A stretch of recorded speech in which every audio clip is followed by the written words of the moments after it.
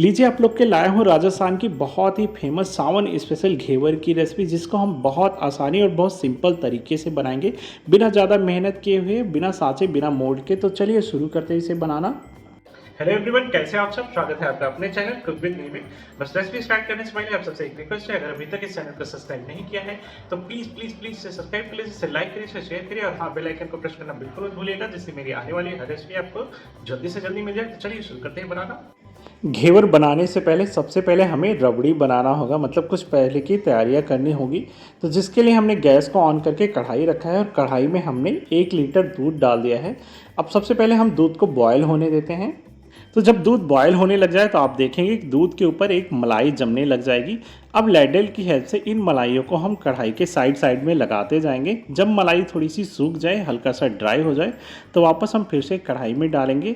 ऐसा करने से ये प्रोसेस थोड़ा सा जल्दी हो जाएगा और हमें इसको बहुत देर तक साइड में नहीं रखना है। जैसे सूख जाती है हम खुरस करके वापस कढ़ाई में डाल देंगे, क्योंकि हमें बहुत लच्छे वाली रबड़ी नहीं बनाना है, एक सिंपल सी नॉर्मल सी रबड़ी बनाना है। बहुत देर तक अगर हम साइड में मलाइयों को रखते हैं तो हो सकता है इसका कलर थोड़ा सा डार्क हो जाए, तो हमें इसका कलर डार्क नहीं करना है।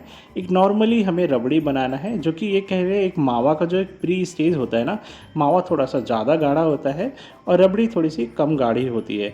मतलब कुल मिला के आपको इतना पकाना है दूध को, जब इसकी क्वांटिटी 1/3 बचे, मतलब 1/3 दूध बचे, तो समझ लीजिए आपका रेडी हो गया है। अगर आप इसे मीडियम टू हाई फ्लेम पे पकाते हैं कंटिन्यू चलाते हुए, तो 15 से 20 मिनट के टाइम में बन करके रेडी हो जाएगा। पर ध्यान रखिएगा दूध बहने ना पाए, और इसी तरह से हम पकाते रहेंगे। अभी देखिए दूध कितना ज़्यादा गाढ़ा हो गया है जल करके, इसकी क्वांटिटी लगभग 1/3 बची हुई है। तो इससे ज़्यादा और गाढ़ा नहीं करना है, क्योंकि ये ठंडा होने के बाद में और ज़्यादा गाढ़ा हो जाएगा। अब रबड़ी में एक स्वीटनेस टेस्ट देने के लिए मैं यहाँ पे 4 टेबल स्पून यानी 4 बड़े चम्मच चीनी ऐड कर रहा हूँ। इतने में हमारा रबड़ी अच्छा खासा मीठा हो जाएगा। फिर भी आपको अपना जैसे मीठा ज़्यादा या कम खाना हो, उसके अकॉर्डिंग आप इसमें चीनी ऐड कर सकते हो। और चीनी ऐड करने के बाद में हम रबड़ी को 2 मिनट के लिए और पका लेंगे, ताकि चीनी जो है ना रबड़ी में अच्छे से घुल जाए और रबड़ी के साथ चीनी पक भी जाए, ताकि चीनी का एक कच्चापन जो होता है ना वो निकल जाए। और इसके बाद में हम गैस को बंद कर देंगे और बंद करने के बाद में इसे किसी कंटेनर में, किसी डिब्बे में ट्रांसफ़र कर लेंगे। अगर आपको तुरंत यूज़ करना है तो आप ठंडा होने के बाद तुरंत यूज़ कर सकते हो, या थोड़ा सा टाइम लग रहा है तो आप इसको फ्रीज में रख दीजिएगा, ताकि ये जल्दी से ख़राब ना हो। चलिए फिर हमारी रबड़ी भी बन करके तैयार हो गई है। अब बारी आती है चाशनी बनाने के लिए, जिसके लिए हमने गैस को ऑन करके कढ़ाई रखा है। कढ़ाई में 1 कप हमने चीनी डाला है, यानी 200 ग्राम चीनी डाला है। और जितना चीनी डाला है हमने उसका आधा पानी चाहिए, यानी 1 कप चीनी डाला है तो जिसके लिए हमने आधा कप पानी ऐड किया है, यानी 100 ml हमने पानी ऐड किया है। अब चीनी को घुलने तक हम इसे कंटिन्यू चलाते रहेंगे। जब चीनी अच्छे से घुल जाए और बॉयल होने लग जाए चाशनी, तो इसमें मैं फ्लेवर के लिए 10 से 12 केसर के धागे डाल रहा हूँ, पर पूरी तरह से ऑप्शनल है। अगर आप डालना चाहते हो, आपके पास में है तभी डालिए, वरना पूरी तरह से आप इसे स्किप कर दीजिए, कोई फ़र्क नहीं पड़ता है। और जैसे बॉयल होना स्टार्ट हो जाए, बस हमें इसे 2 से 3 मिनट के लिए बॉयल करना है, ज़्यादा देर तक बॉयल नहीं करना है।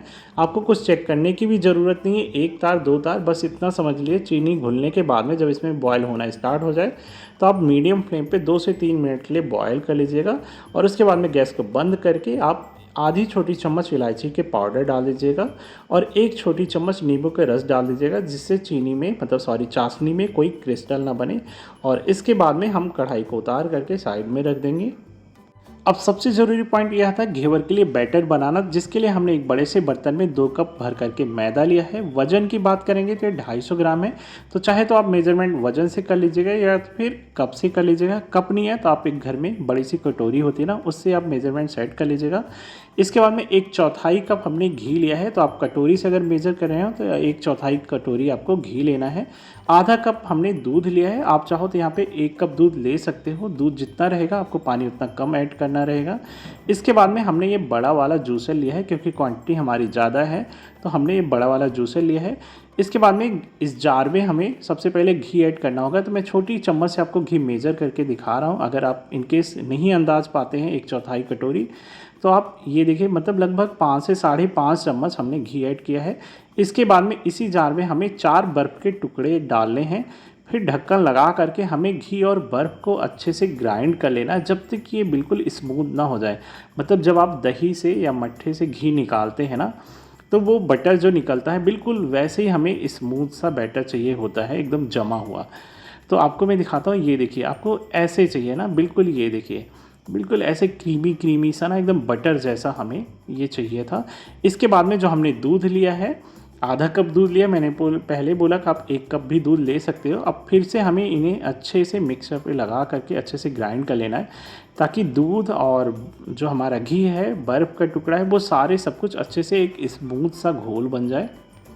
अब इसके बाद में ग्राइंडिंग जार का ढक्कन हटाएंगे। इसमें हमें थोड़ा थोड़ा करके मैदा ऐड करना है। मैदा हमें एक बार नहीं ऐड करना है, नहीं तो इससे क्या होगा पता है आपको, लम्स बन जाएंगे, गांठें बन जाएंगे। बढ़िया से एक हमें चिकना बैटर चाहिए, मतलब बिल्कुल एक स्मूथ चाहिए। और इसके बाद में हमें इसमें चिल्ड वाटर ऐड करना है, मतलब मैदा डालने के बाद में हमने 3 बड़े चम्मच मैदा डाले हैं, फिर हमें इसमें बिल्कुल एकदम चिल्ड ना, ठंडा फ्रीज का पानी ऐड करना है। अच्छा, जो हमने दूध डाला ना वो भी बिल्कुल एकदम ठंडा है। तो थोड़ी देर ग्राइंड करेंगे, फिर से ढक्कन खोलेंगे, फिर हम थोड़ा सा मैदा डालेंगे, लगभग 3 से 4 बड़े चम्मच मैदा डालेंगे, फिर से हम एकदम चिल्ड ठंडा वाला पानी डालेंगे। यही प्रोसेस हम 2 से 3 बार रिपीट करेंगे। मतलब हमें थोड़ा थोड़ा करके ही, पहले ही बताया, मैदा डालना है। इकट्ठा डालेंगे तो सारे लम्स बन जाएंगे। और ये देखिए लास्ट में हमें पूरा मैदा डाल देना है। और इसके बाद में हमें बस इसमें 1 बड़े चम्मच बेसन डालना है, जो कि हलवाई लोग डालते ही हैं। इससे आपके घेवर में एक क्रिस्पनेस सा आता है। और लास्ट में फिर से हम बिल्कुल एकदम चिल्ड पानी ऐड करेंगे और फिर से हम इसे थोड़ी देर के लिए ग्राइंड करेंगे। और पहले हम इसकी कंसिस्टेंसी चेक कर लेंगे। तो थोड़ी देर ग्राइंड करने के बाद में हम इसकी कंसिस्टेंसी चेक करते हैं। तो चलिए पहले इसकी कंसिस्टेंसी चेक करते हैं। तो ये देखिए अभी ये बैटर गाढ़ा है, मतलब एक तार में गिर रहा है ना, तो यानी ये गाढ़ा है, इसमें कुछ पानी ऐड करने की ज़रूरत है। तो फिर से इसमें थोड़ा सा चिल्ड वाटर ऐड करेंगे। और इसके बाद में अभी क्योंकि सब कुछ हमने मिक्सअप हो ही गया, सारी चीज़ें मिक्स हो गई हैं, तो ढक्कन लगा करके हम 3 से 4 मिनट इसे अच्छे से घुमा लेंगे, ताकि हमारा बैटर ना एकदम बिल्कुल स्मूथ और क्रीमी सा हो जाए। और बढ़िया से जब ये फेंटा रहेगा ना, तभी हमारा घेवर बढ़िया सा आएगा। और हमने लास्ट में टोटल इसमें 3.5 कप पानी ऐड किया है, यानी आधा कप दूध ऐड किया है और 3.5 कप हमने पानी ऐड किया है। टोटल हमने 4 कप इसमें लिक्विड ऐड किया है, दूध और पानी मिला करके। तो अभी देखिए बढ़िया से स्मूथ बैटर तैयार हो गया। इसकी कंसिस्टेंसी देखिए इस तरह से चाहिए हमें, ऐसे ही बैटर चाहिए, फ्री फ्लोइंग वाला। आप पानी की क्वांटिटी थोड़ा बहुत आगे पीछे हो सकता है, क्योंकि सबका मेज़रमेंट का जो कप यानी बॉल हम यूज़ करते हैं वो थोड़ा सा चेंज हो सकता है। और इसके बाद में मैंने यहाँ पे 1 छोटी चम्मच भर करके नींबू का रस डाला है, जिससे हमारा घेवर बढ़िया से एकदम क्रिस्पी बनेगा। ज़्यादा नींबू का रस नहीं डालेंगे। और इसके बाद में हमें क्या है, कोई भी एक बर्तन ले लीजिए, इसमें कुछ बर्फ़ के टुकड़े डाल दीजिए और एकदम चिल्ड पानी। तो मेरे पास बर्फ़ के टुकड़े कम थे, पर पानी बहुत चिल्ड है, अंदर में बर्फ़ जमा हुआ है। और उसके ऊपर हमने जो बैटर वाला बोल है ना, अंदर में रख देंगे। ऐसा करने से आपका बैटर गर्म नहीं होगा, बिल्कुल काफ़ी देर तक ठंडा रहेगा। या फिर आप इसे ढक करके फ्रीज में रख सकते हैं, रेफ्रिजरेटर में रख सकते हैं, जब तक आपको यूज़ नहीं करना है। ध्यान रहे ताकि बैटर आपका बिल्कुल एकदम चिल्ड बना रहे, ठंडा ही बना रहे। अब घेवर बनाने के लिए आपके पास में इस तरह से प्लास्टिक बोतल तो होंगे ही होंगे, बस आपको उसके ढक्कन में किसी नीडल को गर्म करके एक छेद कर लेना है। और इसके बाद में आपको बैटर को बॉटल में भरना है। तो चाहे तो आप लैडल से डायरेक्ट बॉटल में भर सकते हो, या फिर आपको भरने में इजी नहीं लग रहा है तो आप बैटर को गिलास में पहले पोर कर लीजिएगा, यानी गिलास में भर लीजिएगा। फिर इसकी हेल्प से डायरेक्ट आप बॉटल में बैटर को फिल कर सकते हो। पूरा बॉटल हम भर लेंगे बैटर से। और जब बैटर भर जाए तो ढक्कन लगा करके हम, अगर आपको फिर भी बनाने में अभी टाइम लग रहा है ना, तो आप बोतल सहित आप इसे फ्रीज में रख दीजिएगा, ताकि ये बिल्कुल ठंडा बना रहे। अब बारी आती है घेवर बनाने के लिए बर्तन सेलेक्ट करना। तो आप इतना ध्यान रखिए, आपको घेवर जिस साइज़ का चाहिए, आपको बर्तन भी उसी साइज़ का सेलेक्ट करना होगा। चूँकि हलवाइयों के पास क्या होता है ना, सांचे होते हैं, पर हमारे पास में तो सांचे हैं नहीं। पर टेंशन की कोई बात नहीं, हमारे पास में छोटे छोटे भगोने होते हैं सबके पास में, या फ्राई पैन तो सबके घर में होता ही है, जिसमें हम चाय बनाते हैं ना। तो ये इसकी साइज़ भी बिल्कुल परफेक्ट रहेगी। बस इतना ध्यान रहे कि थोड़ा सा ये मोटे तलवे का होना चाहिए।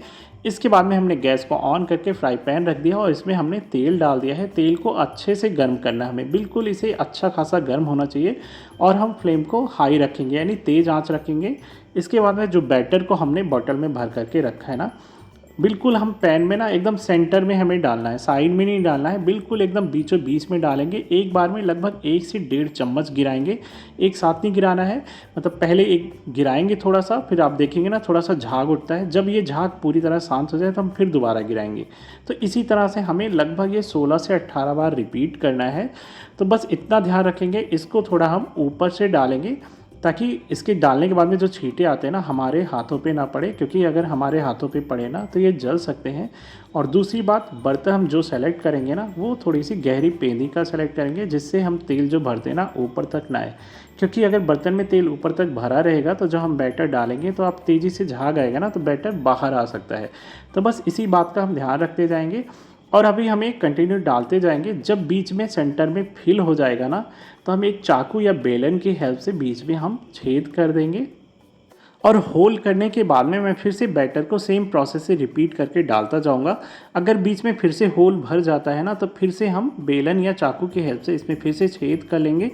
लगभग मैं यहाँ पे 15 से 16 बार डालूंगा, या फिर ये कह लीजिए जो मेरा बोतल है ना वो 600 ml का बोतल है। इसमें से 3 घेवर आराम से बन जाएंगे और थोड़ा सा बैटर बच भी जाएगा। और इसके बाद में एक चाकू की हेल्प से घेवर को आपको साइड साइड से छुड़ाना है, जिससे घेवर नीचे बैठ जाए। तो चाहो तो आप बेलन से भी हल्का हल्का साइड में प्रेस करेंगे ना तो आसानी से नीचे बैठ जाएगा। जब ये थोड़ा सा सिक जाए जब ही ये करना है। तो ये देखिए नीचे बैठ गया घेवर ना, इससे क्या होगा घेवर ऊपर और नीचे दोनों साइड से आराम से अच्छे से मतलब पक जाएगा, क्योंकि नीचे तो पक ही रहा था, ऊपर का हिस्सा भी बढ़िया से पक करके ये क्रिस्पी हो जाएगा। जब घेवर अच्छे से पक जाए तो जो इसके सेंटर में होल है, छेद है ना, वहाँ पे एक रॉड या बेलन को इंसर्ट करके इस तरह से हम घेवर को आसानी से बाहर निकाल सकते हैं। तो नीचे से देखिए बिल्कुल गोल्डन ब्राउन हो गया है और ऊपर से क्रीमी सी येलो, यानी घेवर बन करके अच्छे से फ्राई होकर तैयार हो गया है। अब इसको एक जाली स्टैंड पे रख देंगे ताकि एक्स्ट्रा ऑयल थाली में छन जाए। तो ये देखिए इतने 250 ग्राम मैदे में हमने 10 घेवर बनाए हैं। बट ये नंबर आप घेवर डिपेंड करते हैं ना कि किस साइज़ के आपने बर्तन लिया। छोटे साइज़ के लिए तो ज़्यादा घेवर बन सकते हैं, बड़े साइज़ के लिए तो कम भी बन सकते हैं। वैसे ये मीडियम साइज़ है, बिल्कुल परफेक्ट साइज़ है। तो देखिए कितना अच्छा बिल्कुल एकदम जालीदार घेवर बन करके बिल्कुल हनी काम के जैसे तैयार हुआ है। अब सारी तैयारियां हो चुकी है तो चलिए फाइनल प्रोसेसिंग की ओर चलते हैं। तो एक प्लेट में मैंने एक घेवर लिया है। अगर आपको एक ही घेवर बनाना है ना तो आप एक ही घेवर को चाशनी, एक ही घेवर के ऊपर चाशनी डालिए, बाकी का आप ऐसे ही ड्राई ही रखिए। जब आपको ज़रूरत हो जब ही बनाइएगा।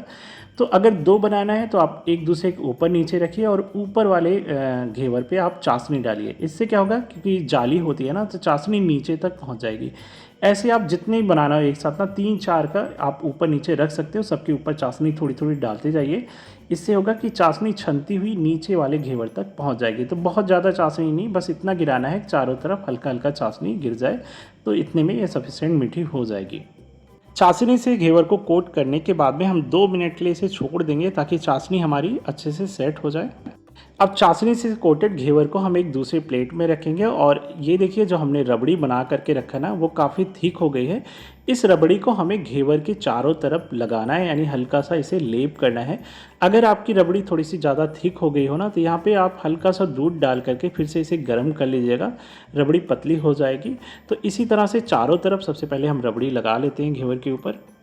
तो अभी देखिए हमने घेवर के चारों तरफ ना अच्छे से रबड़ी से कोटिंग कर ली है। अब इसे थोड़ी सी गार्निशिंग कर लेते हैं कटे हुए कुछ बादाम से और कटे हुए कुछ ग्रीन पिस्ते से, जिससे इसका लुक बहुत अच्छा आएगा। और इसके बाद में जो चाशनी में हमने केसर डाल करके रखा था ना उससे भी हम डेकोरेट कर देंगे, क्योंकि चाशनी में फालतू पड़ा तैर ही रहा था तो यहाँ पे गार्निशिंग के काम आ जाएगा। और इसके बाद में कुछ चांदी के वर्क से यानी सिल्वर वर्क से थोड़ा सा टच कर देते हैं, जिससे मार्केट जैसा लुक आए। बट अगर आपके पास में नहीं आता आपको कोई ज़रूरत नहीं है, ये तो मैं मार्केट जैसे लुक देने के लिए ऐसा किया हूँ। तो लीजिए हमारा बहुत ही टेस्टी और डिलीशियस सा घेवर बन करके तैयार है। और है ना कितना ईजी सा बनाना, आपको लगता होगा कि बहुत टफ है, बट बहुत आसानी से आप बना सकते हो। बट थोड़ा सा मेजरमेंट का अगर ध्यान रखेंगे ना तो बिल्कुल एकदम परफेक्ट बनेगा। तो बस लास्ट में एक छोटी सी रिक्वेस्ट है, अगर मेरी वीडियो आपको पसंद है तो प्लीज़ वीडियो को लाइक कर दीजिएगा और चैनल पे पहली बार आए हैं तो चैनल को सब्सक्राइब कर लीजिएगा। मिलते हैं एक नई वीडियो में एक नई रेसिपी के साथ में, तब तक के लिए बाय बाय।